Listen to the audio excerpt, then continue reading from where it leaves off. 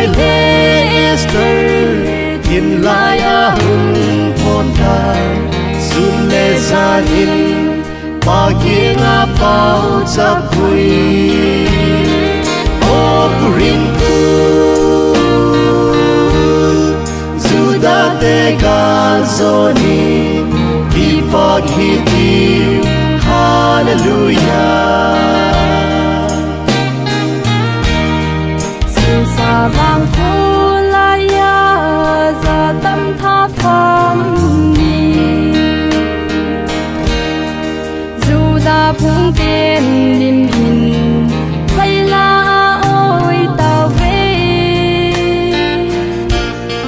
a bao ha sim bắc ngan gi thei tin cheng le bin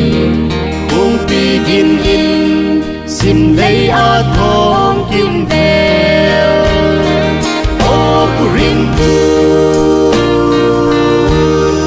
Juda te canzoni di pochi di Hallelujah.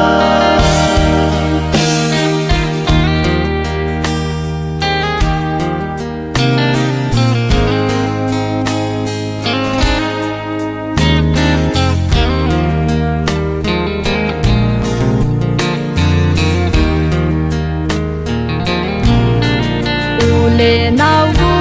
le pai nu le pa ti hung un purim ku di lom sai la oi khom hi tiu ma lai pi pu ten le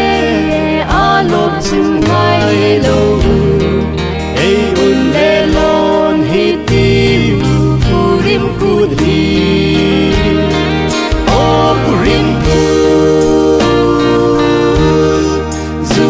te canzoni di pochi